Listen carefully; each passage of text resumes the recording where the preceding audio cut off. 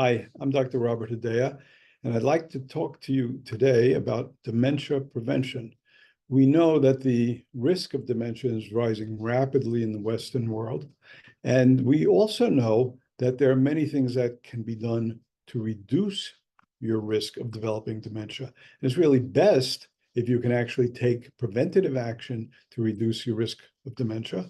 In the course of doing that, you will also reduce your risk for many other diseases. We actually now know that we can halt or partially reverse mild cognitive impairment or early dementia in most cases. In this particular study that I'm going to show you, we're looking at Alzheimer's disease. Now, it's important to note that all dementias are not Alzheimer's disease. Alzheimer's disease is one type of dementia. There are other types of dementia like Lewy body dementia, Parkinson's dementia, frontotemporal lobe dementia, pugilistic dementia. People have had, in boxing, or CTE, chronic traumatic encephalopathy. Lots of types of dementia, but the underlying causes of them fall into various categories that affect digestion, bowel function, nutrition, hormones, infection, inflammation, genetics, epigenetics, toxicities, structural injuries, vascular problems, etc. So in functional medicine, what we do is we look at all of these causes that might be provoking or permitting a neurodegenerative problem, and then we identify what are the problems in each individual, and then we treat or reverse all of these factors. Now, obviously, that's a difficult process. I'm going to share my screen now, and I want to show you a couple of studies so you can understand. This is a study by Dale Bredesen, and this was basically about 25 patients who had Alzheimer's disease, mild cognitive impairment, and early phase dementia. And with this functional medicine approach, 21 of the 25 patients actually improved something called a CNS vital sign score, which is a measure of cognitive function. That's 84%. But just to show you how involved that is, I'm going to show you this paper here on the right, which I will expand here. This is a paper which I published almost a couple of years ago.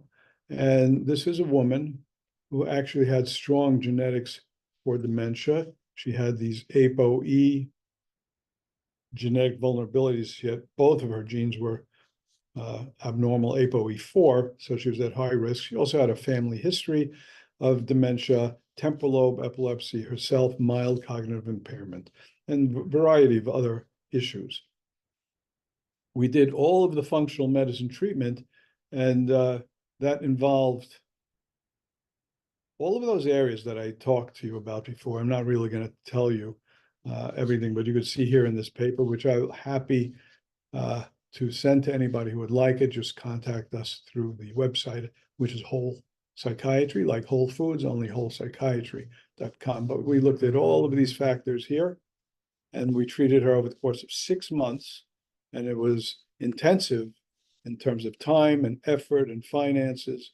However, we looked at her brain, and this is where she was when she started after her functional medicine treatment. And you can see all of the yellow areas in her brain here were malfunctioning, all of these areas. And this red crosshairs here is at the hippocampus, which is the memory consolidation center of the brain, deep inside the brain. And this was clearly abnormal. And her information processing, you can see with these yellow lines here, is too fast, which is no good, or too slow. And this is where she was after 6 months of functional medicine. Mind you, she was clinically much better, really much better, but still having symptoms. And then we did the high-lane treatment, including laser treatment. And this is where she was after 30 treatments. And she actually was normalized. You can see this is unprecedented, really, to show with the QEG a normalization of the hippocampus. We were so impressed by this and the clearing of her facial blindness. She couldn't remember faces very well at all for about 7 years. That cleared up very quickly, and that I decided to publish this paper. Now, that takes a lot of work. So what I want to talk to you about is the advantages, if you think you are at risk for dementia, of doing a really much more mild type of intervention earlier in your life to treat, identify and treat any of the early factors that could be leading you down this path. And that would involve a short evaluation. For me, most evaluations about 4 hours. For me, a short evaluation is about an hour and a half or 2 hours.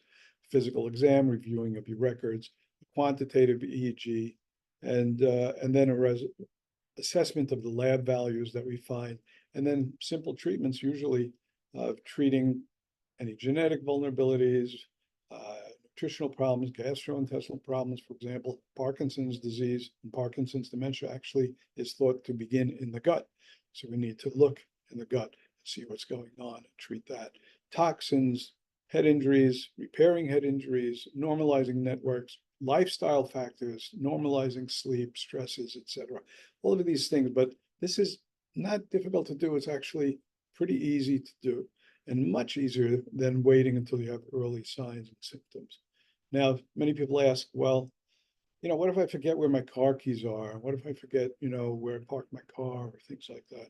And, it's very common, right? It's all too common, especially as we get older. However, if you're having trouble with those things or finding words, those are early signs that your brain is under stress, in particular, certain areas of the brain.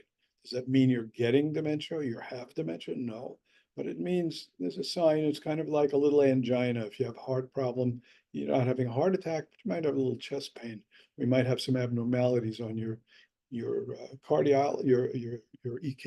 that might show T-wave changes, ST changes, etc. So that's kind of how we look at it. It's kind of like getting a colonoscopy to make sure you don't have colon cancer. Well, this is a cognoscopy, and this is something that's quite worthwhile if you have a high risk of having dementia. How do you know if you have a high risk?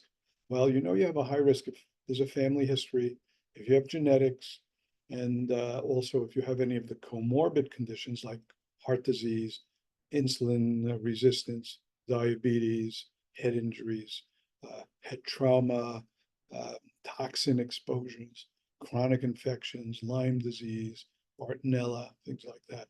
So my advice to you is don't hide your head in the sand. Look around, get someone good to help you, figure out what's going on, and at a very low level and a very cost-effective relative to the cost of treating early dementia or MCI, you can really move the ball forward and really enjoy your life. Most importantly, enjoy your life and expand the number of years of good health. With these measures, with exercise, appropriate sleep, relaxation, dealing with stresses, reorienting your view of life. All of these things, they can be done and they will benefit not only you, but the people you're close with, your functioning at work, your family, etc. I hope this is helpful. And if we can be of any help to you, please don't hesitate to contact us at wholepsychiatry.com. That's like Whole Foods, WHOLE, psychiatry.com. Thank you. Have a great day.